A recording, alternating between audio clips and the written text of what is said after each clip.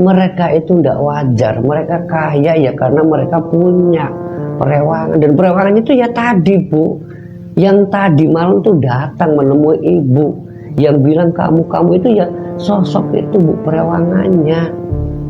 Hampir tiap malam suara seperti kayak ada batu turun dari langit tuh jatuh ke gentengnya, suara pasir, belum lagi suara desisan ular. Ini bener-bener aneh, sampai anak-anaknya mengalami sakit perut yang secara mendadak. Kawin, pesugihan kawin Gunung Kawi ini dengan sosok nenek tua bangka yang udah, maaf ya, ya menurut Karoma itu udah sangat jelek, rupa, bau busuk lagi, bau amis lagi. Tapi itu menjadi pesugihan dari Pak Heri yang membuat mereka akhirnya tersiksa, sampai satu keluarga pun satu persatu tumbang. Dari Heri yang pertama meninggal, di selang 2 tahun berikutnya Susi pun meninggal.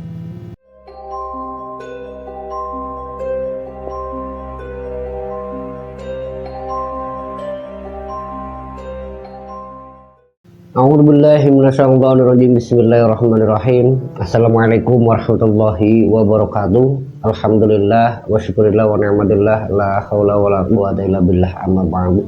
Alhamdulillah, jumpa kembali di channel Selamat Untung Official seperti biasa bareng Pak Ade dan juga kru tim channel Selamat Untung Official. Semoga di kesempatan kali ini untuk kita dan Anda semua dimanapun Anda berada yang mendengarkan kisah-kisah misteri pesugihan dari channel kami, semoga selalu dalam lindungan Allah Subhanahu wa taala, selalu dalam keadaan sehat walafiat, dicurahkan segala keberkahannya, nikmat sehat walafiat tentunya, dan dimudahkan dalam segala urusan. Amin amin ya robbal alamin. Untuk cerita kali ini Pak Ade akan mencoba menceritakan satu kiriman seorang buruh cuci yang nyaris dijadikan tumbal oleh sang majikan. Kisah dari sang buruh cuci ini, buruh cuci harian yang tidak selalu datang di rumah majikan. Dia ini dikasih uang yang tidak sedikit, nominalnya sekitar 100 juta. Dan ternyata di balik itu semua dia diincar untuk dijadikan tumbal atau diminta untuk tutup mulut. Nah, untuk bagaimana kelengkapan kisahnya, tidak usah lama-lama, langsung saja masuk ke ceritanya. Namun sebelum lebih lanjut, seperti biasa, biar cerita ini lebih mantap, Pak Ade Tandere ngopirin. Bismillahirrahmanirrahim. Alhamdulillahirabbil alamin. Mana mantap.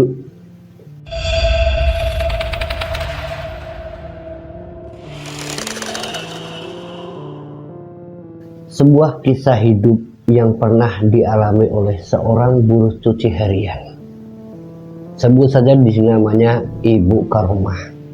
Bu Karomah tinggal di salah satu perkampungan yang terbilang ya masih daerah perkotaan.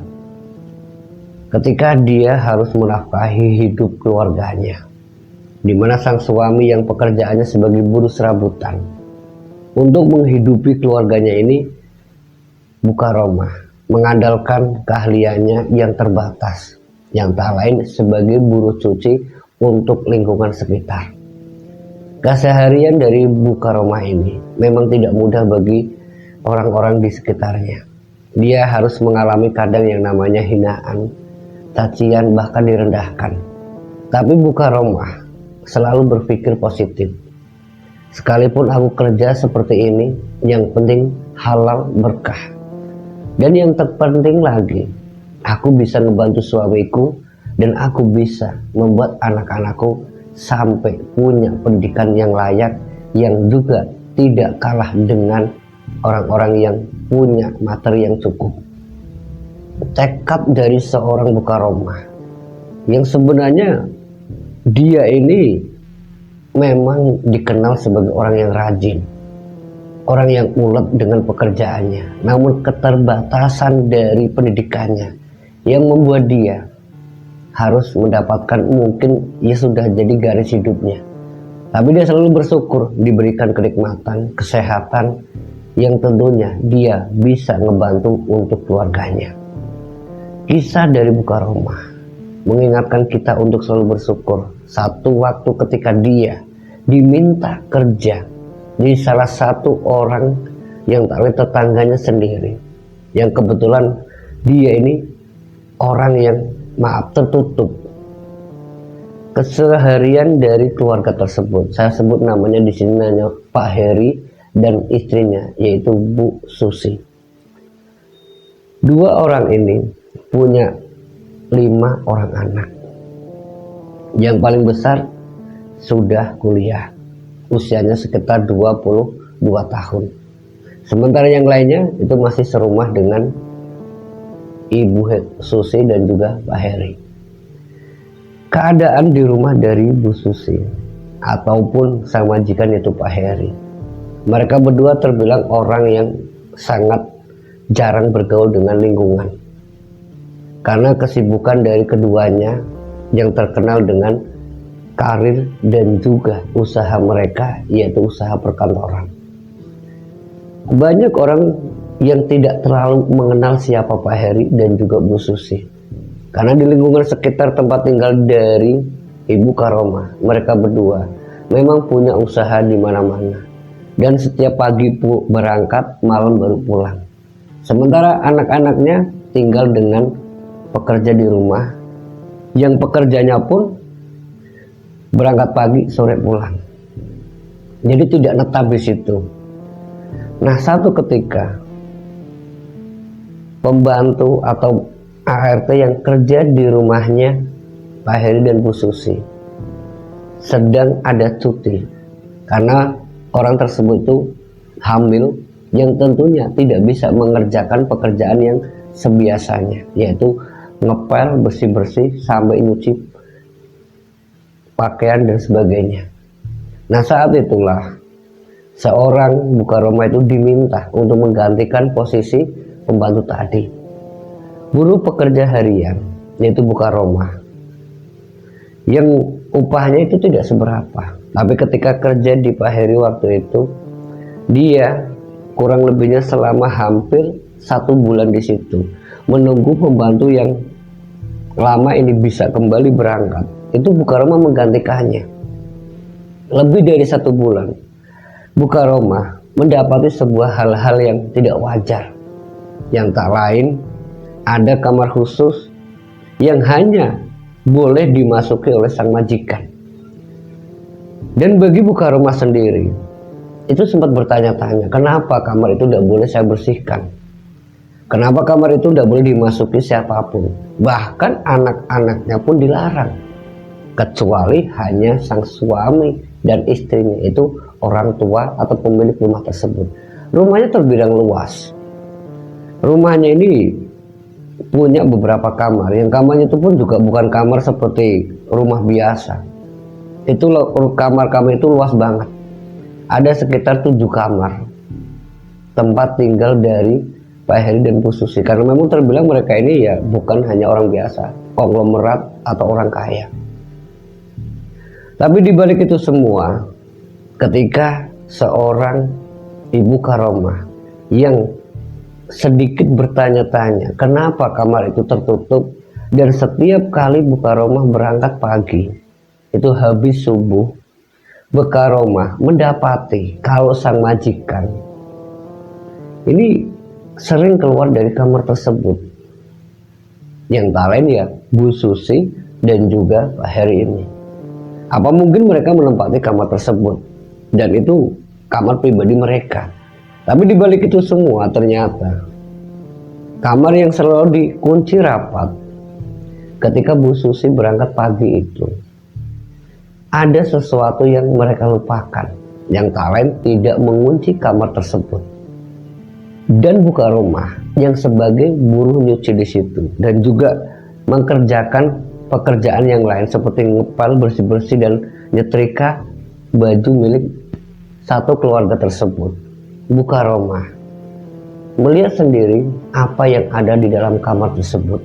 Memang terlihat sedikit agak gelap, tapi gelap tersebut ada pencahayaan dari luar yang bisa dilihat secara langsung apa yang ada di dalam kamar tersebut. Kamar itu berisi seperti kembang-kembangan, sesaji yang ditaruh di atas terompah. Itu benar-benar ya kayak, maaf ya bahasanya Bu Karomah itu ya, buat apa ya orang kaya naruh sesajen di kamar? Belum lagi tempat tidurnya dipenuhi dengan bunga atau kembang yang bukan hanya satu jenis saja, itu sangat banyak, mungkin 7 rupa bisa jadi. Dan baunya ini ya jelas bau wangian, bau harum. Dan ini semakin membuat Bukaroma bertanya-tanya, sebenarnya kamar itu untuk apa?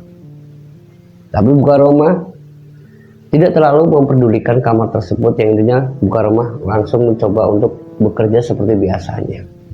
Dan kamar itu tidak terkunci sampai majikannya ini pulang lagi.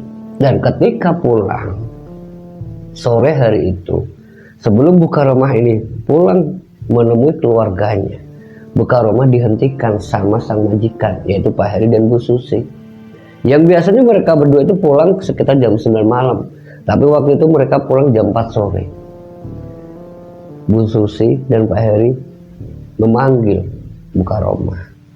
Bukaroma, iya Wan, ada apa? Sebelumnya saya minta maaf, saya sedikit bertanya sama kamu. Itu kamar yang memang semuanya saya larang masuk, terutama anak-anak. Itu kamu masuk enggak? Enggak Pak, enggak Pak. Bu Susi menimpa pertanyaan tersebut.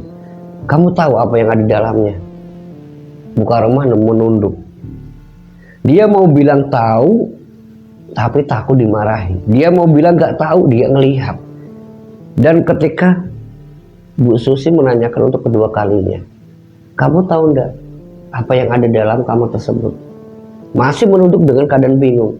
Jujur aja, nggak apa-apa Bu, nggak apa-apa. Nah disinilah Bu Susi yang mengungkapkan kata tidak apa-apa. Bukaroma pun berani mengangkat kepalanya sembari menjawab, iya Bu, tadi saya lihat ada sesaji dan ada kembang-kembangan di kamar. Ya udah, kamu udah ngelihat, saya minta tolong sama kamu Bukaroma. Iya Bu, tolong hal tersebut jaga kerahasiaannya. Pak, Bu Susi menimbang suaminya. Pak, Bapak barusan ambil uang tadi di bank.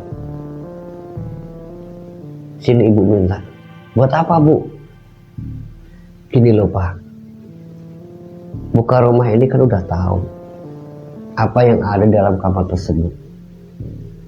Dan Ibu ndak ingin ada sesuatu yang terjadi di antara kita. Jadi saya minta apa yang barusan Bapak ambil di bank, itu uangnya buat Ibu Karoma. Tujuannya apa Pak? Tujuan saya ini, kata Bu Susi bilang sama suaminya, menjelaskan ke suaminya agar Bukaroma menjaga rahasia tersebut untuk tutup mulut. Saat itu Bukaroma mendengar kalau uang yang barusan diambil dari bank, yang diambil oleh suaminya Bu Susi, majikannya Bukaroma, hendak diserahkan. Dan Bukaroma pun waktu itu menolak. Bu, saya tidak berani, Bu, saya tidak berani. Udah, saya titip uang ini, saya kasihkan ke kamu. Saya bukan hanya menitipkan uang ini, tapi menitipkan rahasia keluarga saya. Dan ini uang ini untuk kamu. Kamu tahu kan, rumor di masyarakat tentang saya kamu mungkin sudah dengar, dan kamu sendiri udah ngelihat. Jadi ini untuk kamu jaga rahasia apa yang sudah kamu ketahui di keluarga kami. Uang itu diserahkan, dan Bukaroma benar-benar tidak berani untuk menerima. Tapi Bu Susi terus memaksa. Udah terima. Uang itu pun dikantongin di dalam kerasa kitab, disuruh dibawa oleh sang majikan, dan Bukaroma pun tidak bisa menolak. Uang itu pun akhirnya diterima sama Bukaroma. Bukaroma diminta untuk segera pulang dan sampaikan ke keluarganya, ini hadiah kecil dari keluarga kami. Kamu bilang saja sama suami kamu kalau kebaikan saya sama suami saya ya begini, ngormatin orang. Bilang saja seperti itu. Iya Bu. Bukaroma pun pamitan sama sang majikan, yaitu Bu Susi sama Pak Heri. Bukaroma pulang dengan membawa uang 100 juta tadi. Sampai di rumah, suaminya Bukaroma belum pulang, karena biasanya itu jam 5:30 dia baru pulang kerja serabutan. Ketika suaminya pulang, sebelum maghrib, uang itu ditunjukkan ke suami. Sebut saja di sini namanya Pak Toto. Pak Toto pun kagetnya bukan main. Bu, itu apa bu? Itu uang mainan atau uang beneran? Pak, ini uang beneran pak. Loh, kamu ngerampok siapa?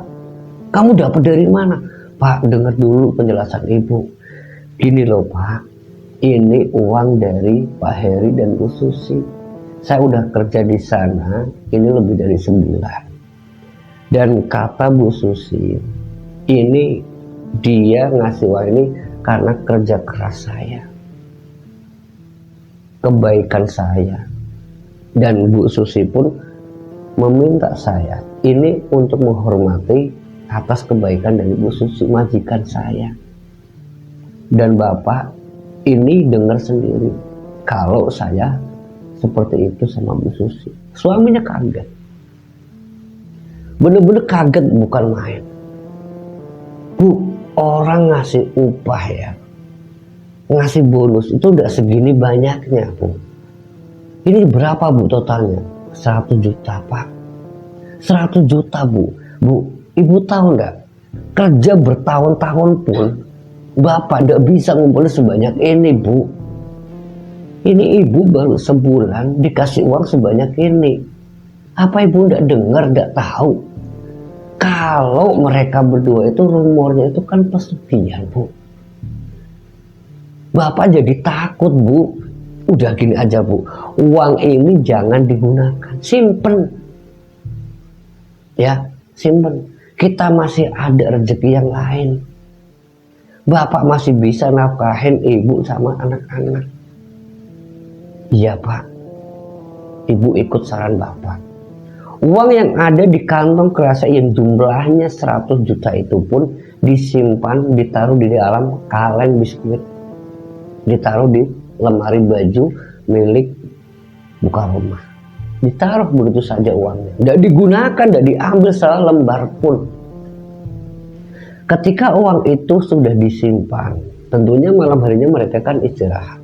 Nah, ketika mereka hendak istirahat, buka rumah ini seperti kayak orang direp-repi.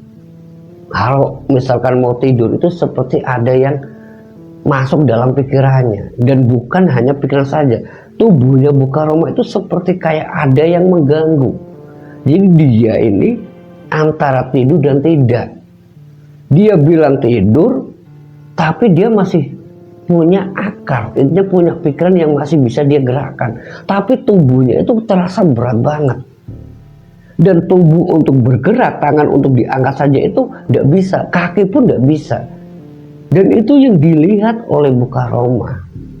Itu sosok perempuan dengan memakai kebaya ya, pakai kebaya batik, itu benar-benar memegangi buka rumah. Dipegang kedua tangannya, itu kayak ditindih. Dan sosok tadi itu bilang sama buka rumah, kamu. Dan itu yang dikatakan oleh sosok tadi. Sosok itu pun terus berusaha untuk membuat buka rumah itu tersiksa. Dan dalam pikirannya seorang buka rumah yang dia ini ya orangnya tekun ibadah, dia sebisanya baca doa dari ta'awud, bismillah, fatihah, semuanya dia baca, sampai ayat kursi pun dibaca. Dan apa yang terjadi dalam diri buka rumah kala itu? Sosok itu menghilang. Ketika dia terbangun dengan kesadarannya, dengan keringat dingin, dia bangunkan sang suami. Pak, aku barusan mimpi buruk pak. Aku datangi sosok perempuan cantik, tapi dia berusaha untuk mencekik saya pak. Bu, ibu mimpi apa sih bu? Nggak tahu pak. Ibu tadi baru mau tidur tapi kayak gini pak. Makanya kalau mau tidur itu baca doa. Udah pak. Apa jangan-jangan bu, itu sosok dari Pak Heri? Pak, jangan ngawur. Ya kita menduga bu, tapi apa kita nggak salah menduga tersebut. Ini bukan tidak pernah kayak gini terjadi pada diri ibu. Tapi semenjak uang itu ada, ini kan ibu diimimpin tadi gitu. Ya tapi udahlah Pak. Mereka pun istirahat kembali, tidur. Baru berselang setengah jam,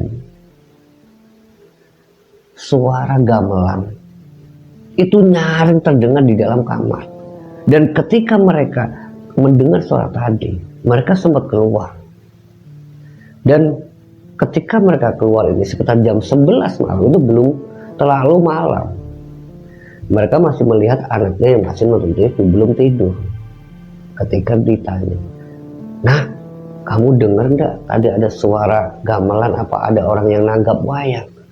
"Nggak ada Bu, di kampung kita mana ada yang nanggap wayang Bu. Bulan-bulan kayak gini mah nggak ada Bu." Nggak ada. Tapi ketika seorang Mukaromah masuk kembali ke kamar, suara itu terdengar kembali. Jadi suara gamelan itu hanya ada dalam kamar. Ketika dia keluar nggak ada. Dan itu membuat Mukaromah sama sang suami itu benar-benar keheranan. Ini suara dari mana? Di luar rumah nggak ada. Tapi ketika di dalam kamar suara itu ya terdengar sayup-sayup, tapi jelas sangat kalau itu suara itu benar-benar ada. Sampai akhirnya mereka berdua kembali berdoa, "Semoga malam ini kita ada apa-apa Bu." Mereka istirahat kembali. Jam 11 malam lebih itu mereka istirahat. Sekitar jam setengah 1 didatangi kembali. Yang datang ini bukan hanya sosok perempuan yang muncul tadi, itu beberapa sosok yang lain. Sosoknya itu ya seperti kayak dayang. Mereka datang dan mereka itu seperti berdiri di kamar tempat di mana uang itu disimpan. Dan ini yang membuat seorang Mukaromah itu benar-benar keheranan. Jadi sosok yang muncul ini itu dilihat oleh Mukaromah sama suaminya itu Pak Toto. Dan ketika mereka sekilas melihat tadi, mereka berdua itu ya hilang begitu saja. Hilang. Dan ini yang membuat mereka pun, atau Pak Toto dan Mukaromah pun malam itu nggak bisa tidur. Dan ketika mereka nggak tidur, itu meminta sama Mukaromah, "Bu, kembaliin aja uang itu Bu ke majikan kamu, ke Bu Susi atau Pak Heri." Saran dari sang suami, uang itu pun dibawa esok harinya. Habis subuh itu dia berangkat ke rumah sang majikan, yang memang di situ ada satpamnya juga. Masuk. Pintu belakang memang tidak dikunci. Karena di situ ya memang tugas dari seorang buruh cuci tadi. Semua pakaian dari majikannya udah ditaruh di situ. Bu Susi kembali kerja. Ketika jam setengah 6 pagi, majikannya udah pada bangun, Bu Susi langsung Mukaromah langsung menghampiri Bu Susi. Bu, sebentar Bu, mohon maaf Bu, ganggu waktunya." "Ada apa Karomah? Ada apa?" Sembari membawa kantong kresek bersih uang tadi, itu langsung diserahkan. "Bu, ini Bu, suami saya tidak mengizinkan Bu." Loh. Ini ada apa? Ada apa? "Bu, suami saya tidak ngizinin Bu, terima uang sebanyak ini." Karomah, dengar Ibu ya. Ibu ngasih kamu ini untuk jaga rahasia Ibu. Sekaligus untuk buat kamu dan keluarga kamu agar tercukupi. Ibu tahu bagaimana keadaan kamu, keadaan keluarga kamu. Ini bisa buat modal usaha kamu, bisa beli motor anak kamu, biar sekolahnya tidak harus naik angkot terus. Tapi Bu, ini terlalu banyak Bu. Dan suami saya pun tidak mengizinkan. Dia bilang biar sedikit, yang penting halal. Kamu bilang kayak gitu sama saya, udah terima saja. Bilang sama suami kamu, dan kalau suami kamu masih ngeyel, suruh ke sini. Ya Bu, uang itu hanya diterima kembali. Ketika siang hari, Mukaromah ini kan biasanya itu pulang dulu. Dia pulang sekitar jam 12 siang pas zuhur, dia sholat di rumah, suaminya pun pulang. Nah ketika pulang dia kembali menjelaskan, "Pak, ini uangnya Ibu Susi itu nggak mau terima. Ini katanya untuk kebutuhan keluarga kita, untuk beli motor, untuk ini dan sebagainya." Saat itu suaminya Mukaromah, yaitu Pak Toto, kembali menegaskan, "Bu, aku tidak ingin ada apa-apa dengan keluarga kita. Keluarga kita memang miskin Bu, tapi Ibu harus tahu apa yang sudah terjadi semalam. Apa Ibu kurang paham? mereka itu tidak wajar. Mereka kaya ya karena mereka punya perewangan, dan perewangan itu ya tadi Bu, yang tadi malam tuh datang menemui ibu, yang bilang kamu itu ya sosok itu Bu, perewangannya. Pak, lalu ini gimana? Ya udah, kembali. Pak, kalau saya ngomong Pak, Ibu Susi tidak percaya. Tapi Bapak diminta untuk datang buat nyerahin uang ini. Ya udah, nanti saya datang. Kapan? Biasanya mereka pulang. Mereka pulang itu udah nentu Pak. Kadang jam 8, kadang jam 9 malam. Ya udah nanti malam aja. Bu Karomah pun akhirnya sepakat sama suaminya untuk nanti malam kembali ke situ. Ketika sore hari, Bu Karomah seperti biasa kerja, dan memang majikannya belum pulang. Nanya sama anak-anaknya, sama majikan, Bapak sama Ibu jam berapa pulangnya? Katanya sih nanti jam 8 Bu. Ya udah, nanti saya kesini lagi sama suami saya. Ada perlu sama ibu kamu. Ya Bu, nanti saya sampaikan. Sama putranya sih, Heri dan Susi. Setelah mereka balik, yaitu pulang jam 8 ini, Bu Karomah sama Pak Toto datang ke rumahnya Bu Susi sama Pak Heri. Di situ sembari bawa uang, diletakkan di atas meja. Mereka baru pulang, masih pakaian dinas, pakaian kantor ya. Duduk,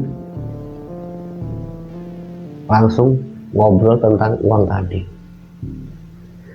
Begini Pak Toto, uang ini memang saya berikan untuk istri kamu dan tentunya untuk keluarga kamu. Kamu pengen tahu sebabnya? Ya saya tidak tahu Bu, kata istri saya itu ini untuk kebutuhan keluarga saya. Tapi jujur saja Bu, ini terlalu banyak dan ini tidak pantas. Saya lebih ikhlas menerima upah yang sewajarnya dari ibu untuk istri saya. Tapi kalau sebanyak ini sangat tidak pantas Bu. Dan apa ibu tidak tahu? Kalau rumor-rumor di luar, saya pun takut Bu. Maksud Bapak apa? Tanya sih Heri ini ke Toto. Mohon maaf ya Pak, saya lancang banget Pak. Ini Toto dengan keberaniannya bilang sama majikannya itu Heri dan juga Susi.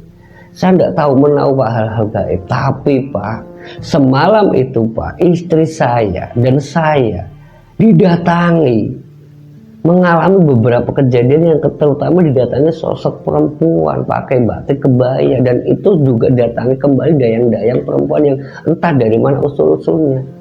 Dan mereka itu datangnya itu menunggu uang yang saya simpan di dalam kaleng, di lemari baju. Dan ini yang membuat saya tidak mau terima uang ini. Mendengar hal tersebut, Pak Heri sama Bu Susi pun langsung benar-benar percaya kalau ternyata Toto paham. Si Heri pun langsung bilang sama si Toto, begini Pak Toto, terus terang saja, istri Bapak Bu Karomah itu sudah tahu bahwa di rumah ini memang ada sesuatu yang saya sembunyikan ke semuanya, bahkan ke anak-anak saya. Tapi Bu Karomah sendiri sudah tahu apa yang saya lakukan dan apa yang saya persiapkan sebelumnya. Mungkin itu kelalaian saya dan istri saya. Dan tujuan uang ini untuk jaga rahasia keluarga saya, terutama kamar tersebut. Dan kamu sudah tahu yang datang itu siapa. Jadi mohon maaf Pak Toto, kalau kamu tidak terima uang ini, justru ini akan membuat saya makin marah. Saya cuman kepingin uang ini Saman gunakan untuk tutup mulut, itu saja Pak. Toto terdiam sembari nengok ke istrinya, Bu ini gimana? Lah ya Bapak sendiri kok yang nyuruh balikin kok. Tapi ini uang tutup mulut untuk kita Bu, kita bawa atau gimana? Ya tadi suruh dikembalikan, sekarang suruh bawa, itu gimana sih Pak? Dalam bisikannya seorang Toto, Bu saya takut Bu kenapa-napa. Ya kalau takut kembali aja. Singkatnya Bu Karomah ambilnya keputusan, Pak gini aja Pak, Bu mohon maaf, ini uangnya saya nggak terima Bu. Udahlah Bu, saya tetap jaga rahasianya Ibu sama Bapak, tapi saya tidak mau terima uang ini. Bu Karomah ambil keputusan tersebut dan Pak Toto pun iya Bu, benar Ibu. Tapi yang namanya Heri atau Susi tetap meminta uang itu diambil dan digunakan. Sampai akhirnya apa? Mereka berdua itu Karomah dan juga Toto mau tidak mau terima uang tadi dan tetap dibawa pulang. Sampai di rumah kembali ditaruh dalam kaleng sampai hampir lebih dari setengah bulan lamanya. Dalam kejadian yang dialami oleh Karomah dan juga Toto, termasuk anak-anaknya, satu keluarga itu ternyata diteror. Sosok perempuan yang datang bersama dengan sosok yang lain yang tujuan utamanya adalah untuk mengancam Bu Karomah sekeluarga. Tapi Bu Karomah yang tidak menggunakan uang tersebut, yang juga sudah mendapatkan penjelasan dari teman-temannya suaminya ini, kalau uang itu yang penting kamu tidak gunakan, insya Allah kamu selamat. Dari apa yang disampaikan teman-teman sang suami, yaitu Pak Toto, yang memang tidak ingin menggunakan uang tersebut, yang juga demi keselamatan keluarga, uang itu dibiarkan begitu saja sampai setengah bulan lamanya. Walaupun kejadian-kejadian aneh yang datang ke keluarganya, tapi Bu Karomah tetap kekeh untuk tidak menggunakannya, yang tujuannya demi keselamatan keluarganya.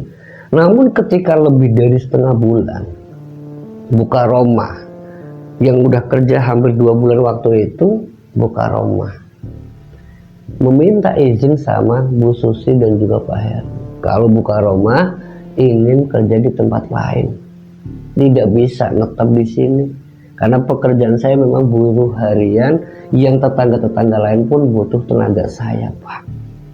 Jadi mohon maaf, saya tidak bisa selamanya di sini. Dijelaskan sama Susi ataupun Heru, apa upah saya kurang banyak? Bukan soal itu, Bu. Saya ini yang memang kerja untuk jasa mereka-mereka, tapi saya berharap kerjaan saya yang seperti ini ya untuk tetangga sekitar juga, bukan hanya untuk Ibu. Singkatnya Bu Susi pun diizinkan untuk resign. Nah, ketika resignnya seorang Bu Karomah, teror yang sejati itu baru dimulai. Uang itu yang tidak dikembalikan, yang memang tidak ingin si Susi ataupun Heri itu menerima uang itu benar-benar menjadi musibah bagi Bu Karomah sekeluarga. Ketika uang itu terus-menerus disimpan di rumahnya Bu Karomah, teror tentang sosok gaib yang bukan hanya perempuan yang wujudnya sebenarnya sangat mengerikan. Ini cerita dari Bu Karomah, itu sosok perempuan yang tadi cantik itu berubah seperti wujud kayak, maaf ya, kayak mungkin bahasanya Bu Karomah ya kayak nenek-nenek yang rambutnya udah putih, matanya celong, udah keriput, dengan pakaian compang-camping. Dan ketika Bu Karomah dan juga suaminya Pak Toto akhirnya diskusi sama beberapa praktisi atau seorang ustadz di situ, itu sebenarnya dari mana asal usulnya, yang ternyata semua itu sosok tadi itu berasal dari Gunung Kawi. Wallahu a'lam bishawab. Dari apa yang dilakukan oleh Pak Toto dan Bu Karomah, yang datang bukan hanya ke 1 atau 2 praktis saja, mereka datang itu lebih dari 10 orang yang tujuannya ingin mengetahui sosok itu dari mana. Dan jawaban mereka semua hampir mayoritas itu dari Gunung Kawi, yang memang diminta untuk membantu orang yang menyembahnya, orang yang mau dijadikan suaminya, dan mereka akan memberikan kekayaan. Jadi jenis jin tersebut itu jin pesugihan, jin betina atau perempuan yang memang dinikahkan dengan golongan manusia, yang setelah nikah dan kawin ini sosok jin tadi itu akan membantu pekerjaannya. Tapi dibalik itu semua, Bu Susi yang sudah menjadi istri dari Pak Heri, yang merupakan pelaku pesugihan tersebut pun, ini benar-benar bisa berdampak yang lain. Kalau mereka atau istrinya cemburu saja, itu bisa berakibat fatal. Dan itu dijelaskan ke Toto atau Karomah. Dari beberapa praktik itu pun menjelaskan bahwa apapun yang diberikan pelaku pesugihan, seperti yang sudah kamu alami, didatangi sosok perempuan, sosok nenek tua, sosok jin cantik dan sebagainya, itu semua jelmaan dari pesugihannya Heri. Dan sebaiknya uang itu segera dikembalikan. Kalau misalkan mereka tidak terima, taruh saja di rumahnya atau serahkan ke anaknya. Biarkan keluarga itu tahu apa yang sebenarnya mereka lakukan. Dari penjelasan praktis tersebut, singkatnya uang itu pun hanya dikembalikan ke Bu Susi dan juga Pak Heri. Ketika mereka kembali menurut, uang itu tetap diletakkan di atas meja. Bu Karomah sama suaminya kembali pulang tanpa membawa uang tersebut. Dan Pak Heri meminta sama Pak Toto dan juga Bu Karomah, kalian jaga rahasia saya. Iya Pak, tenang saja. Namun yang terjadi setelah uang itu pun dikembalikan, Bu Karomah ini di rumahnya, walaupun tanpa uang yang disimpan, uang yang diterima dari majikannya, dia tetap bicara. Dan ini membuat Pak Toto begitu murka, begitu marah. Apa salah istri saya? Kenapa istri saya masih diganggu? Padahal uang itu sudah saya kembalikan. Uang dari tempat kerjanya istri saya sudah dikembalikan. Dan itu tidak sehari dua hari. Bu Karomah sampai sakit, sampai tidak bisa bangun. Kayak mah bahasanya Pak Toto ke istrinya itu ya kayak disandat. Tapi ternyata itu bukan dari sandat, tapi dari sosok yang selalu datang ke mimpinya Bu Karomah, yang membuat Bu Karomah secara fisiknya itu lemah. Dan ini membuat Bu Karomah dari waktu ke waktu, tepatnya 3 hari betul-betul dia dimimpikan tersebut, itu Bu Karomah sampai tidak bisa berjalan.